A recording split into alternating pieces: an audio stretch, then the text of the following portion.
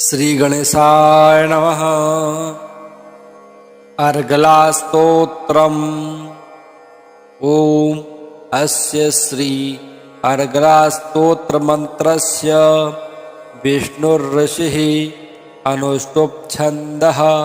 श्री महालक्ष्मीर्देवता श्री जगदम्बा प्रीतये सप्तशती पाठांगत्वेन जपे विनियोगः। ओम नमश्चंडिकायै। मार्कंडेय उवाच। ओम जयंती मंगला काली भद्रकाली कपालिनी दुर्गा क्षमा शिवा धात्री स्वाहा स्वधा नमोस्तुते। जय त्वं देवी चामुंडे जय भूतार्तिहारिणी जय सर्वगते देवी कालरात्रि नमोस्तुते। मधुकैटभ विद्रावी विधात्री वरदे नमः। रूपं देहि जयं देहि यशो देहि द्विषो जहि। महिषासुरनिर्नाशी भक्तानां सुखदे नमः। रूपं देहि जयं देहि यशो देहि द्विषो जहि। रक्तबीजवदे देवी चण्डमुण्ड विनाशिनी। रूपं देहि जयं देहि यशो देहि द्विषो जहि। शुम्भस्यैव निशुम्भस्य धूम्राक्षस्य च मर्दिनी। रूपं देहि जयं देहि यशो देहि द्विषो जहि। वन्दिताङ्घ्रियुगे देवी सर्वसौभाग्यदायिनी।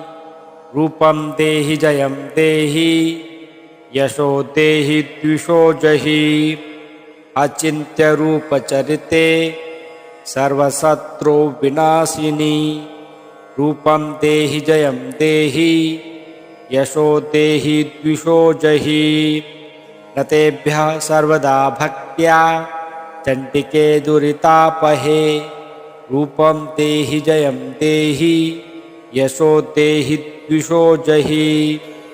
स्तुवद्भ्यो भक्तिपूर्वं त्वां चण्डिके व्याधिनाशिनी। रूपं देहि जयं देहि यशो देहि द्विषो जहि। चण्डिके सततं ये त्वा मर्चयन्तीह भक्तितः। रूपं देहि जयं देहि यशो देहि द्विषो जहि।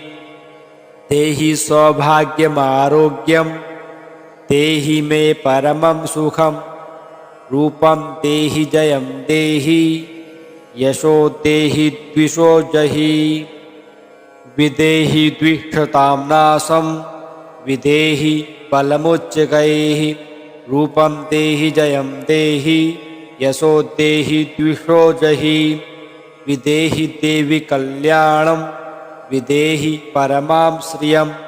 रूपं देहि जयं देहि यशो देहि द्विषो जहि। सुरासुरशिरोरत्न निर्घृष्ट चरणेऽम्बिके। रूपं देहि जयं देहि यशो देहि द्विषो जहि। विद्यावन्तं यशस्वन्तं लक्ष्मीवन्तं जनं कुरु। रूपं देहि जयं देहि यशो देहि द्विषो जहि। प्रचण्ड दैत्य दर्पग्ने चण्डिके प्रणताय मे। रूपं देहि जयं देहि यशो देहि द्विषो जहि। चतुर्भुजे चतुर्वक्त्र संस्तुते परमेश्वरी। रूपं देहि जयं देहि यशो देहि द्विषो जहि। कृष्णेन संस्तुते देवी सस्वद्भक्त्या सदाम्बिके। रूपं देहि जयं देहि यशो देहि द्विषो जहि।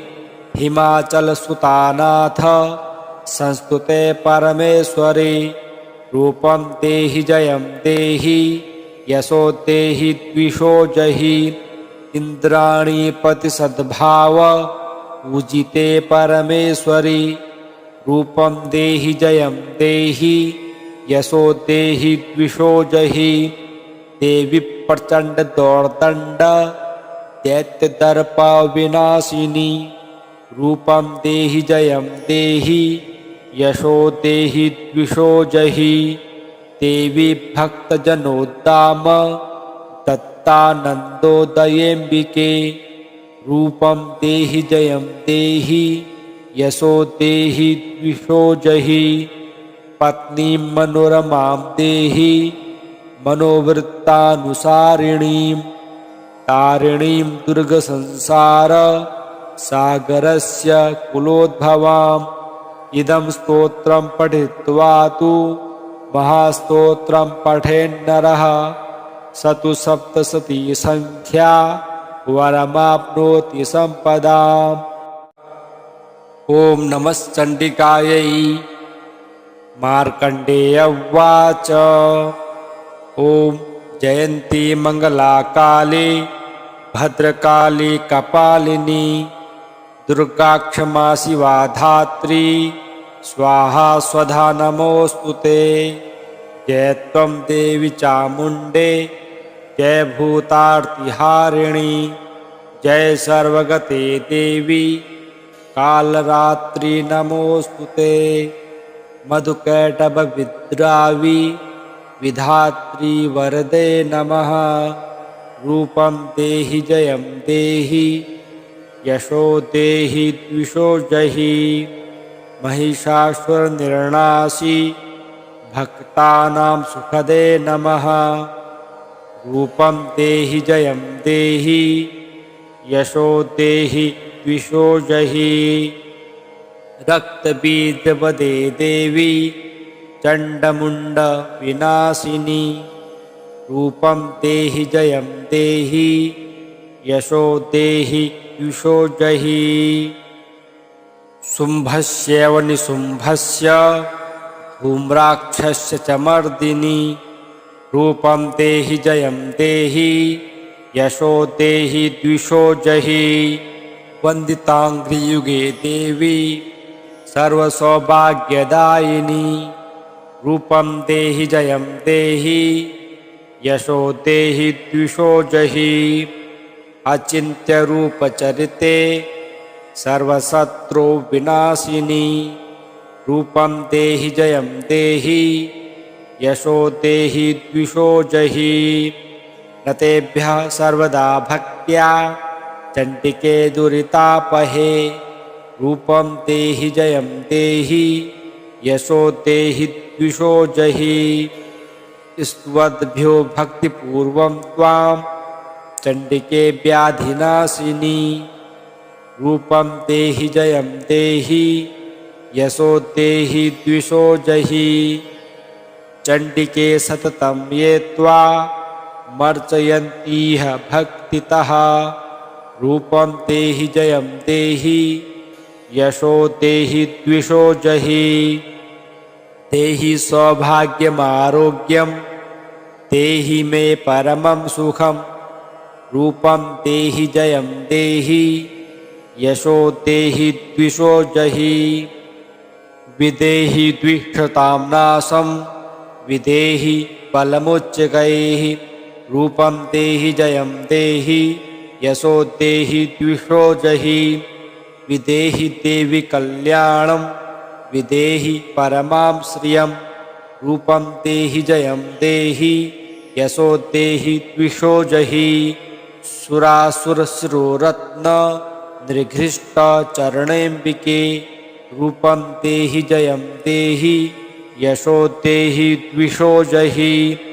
विद्यावन्तं यशस्वन्तं लक्ष्मीवन्तं जनं कुरु।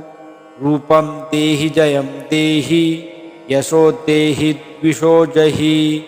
प्रचण्ड दैत्य दर्पग्ने चण्डिके प्रणताय मे। रूपं देहि जयं देहि यशो देहि द्विषो जहि। चतुर्भुजे चतुर्वक्त्र संस्तुते परमेश्वरी। रूपं देहि जयं देहि यशो देहि द्विषो जहि। कृष्णेन संस्तुते देवी सस्वद्भक्त भक्त्या सदाम्बिके रूपं देहि जयं देहि यशो देहि द्विषो जहि हिमाचलसुतानाथ संस्तुते परमेश्वरे रूपं देहि जयं देहि यशो देहि द्विषो जहि इंद्राणी पतिसद्भाव पूजिते परमेश्वरी रूपं देहि जयं देहि यशो देहि द्विषो जहि देवी प्रचंड दौर्दंड दैत्य दर्प विनाशिनी रूपं देहि जयं देहि यशो देहि द्विषो जहि देवी भक्तजनोद्दाम दत्तानन्दोदयेऽम्बिके रूपं देहि जयं देहि यशो देहि द्विषो जहि पत्नीं मनोरमां देहि मनोवृत्तानुसारिणीं तारिणीं दुर्गसंसार सागरस्य कुलोद्भवाम् इदं स्तोत्रं पठित्वा तु महास्तोत्रं पठेन्नरः स तु सप्तशती संख्या वरमाप्नोति सम्पदाम्। ॐ नमश्चण्डिकायै। मार्कण्डेय उवाच ॐ जयन्ती मङ्गलाकाली भद्रकाली कपालिनी दुर्गा क्षमा शिवा धात्री स्वाहा स्वधा नमोऽस्तुते। जय त्वं देवी चामुण्डे जय भूतार्तिहारिणी जय सर्वगते देवी कालरात्रि नमोऽस्तुते। मधुकैटभविद्रावी विधात्री वरदे नमः। रूपं देहि जयं देहि यशो देहि द्विषो जहि महिषासुरनिर्णासी भक्तानां सुखदे नमः। रूपं देहि जयं देहि यशो देहि द्विषो जहि रक्तबीजवदे देवी चण्डमुण्ड विनाशिनी रूपं देहि जयं देहि यशो देहि द्विषो जहि शुम्भस्यैव निशुम्भस्य धूम्राक्षस्य च मर्दिनी रूपं देहि जयं देहि यशो देहि द्विषो जहि वन्दिताङ्घ्रियुगे देवी सर्वसौभाग्यदायिनी रूपं देहि जयं देहि यशो देहि द्विषो जहि अचिन्त्यरूपचरिते सर्वशत्रु विनाशिनी रूपं देहि जयं देहि यशो देहि द्विषो जहि नतेभ्यः सर्वदा भक्त्या चण्डिके दुरितापहे रूपं देहि जयं देहि यशो देहि द्विषो जहि स्तुवद्भ्यो भक्तिपूर्वं त्वां चण्डिके व्याधिनाशिनी रूपं देहि जयं देहि यशो देहि द्विषो जहि चण्डिके सततं ये त्वा मर्चयन्तीह भक्तितः रूपं देहि जयं देहि यशो देहि द्विषो जहि देहि सौभाग्यमारोग्यं देहि मे परमं सुखं रूपं देहि जयं देहि यशो देहि द्विषो जहि विदेहि द्विषतां नाशं विदेहि बलमुच्चकैः रूपं देहि जयं देहि यशो देहि द्विषो जहि विदेहि देवि कल्याणं विदेहि परमां श्रियं रूपं देहि जयं देहि यशो देहि द्विषो जहि सुरासुरशिरोरत्न निर्घृष्ट चरणेऽम्बिके रूपं देहि जयं देहि यशो देहि द्विषो जहि विद्यावन्तं यशस्वन्तं लक्ष्मीवन्तं जनं कुरु रूपं देहि जयं देहि यशो देहि द्विषो जहि प्रचंड दैत्य दर्पग्ने चंडिके प्रणताय मे रूपं देहि जयं देहि यशो देहि द्विषो जहि चतुर्भुजे चतुर्वक्त्र संस्तुते परमेश्वरी रूपं देहि जयं देहि यशो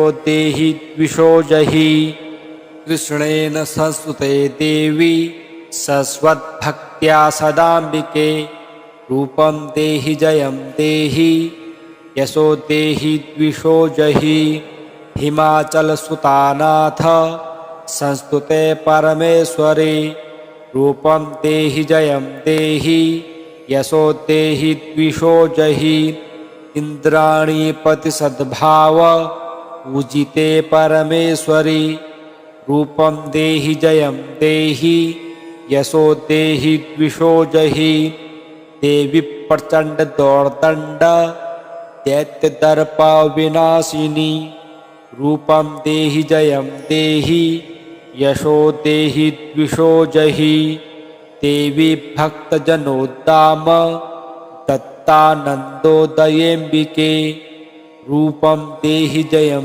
देहि यशो देहि द्विषो जहि पत्नीं मनोरमां देहि मनोवृत्तानुसारिणीं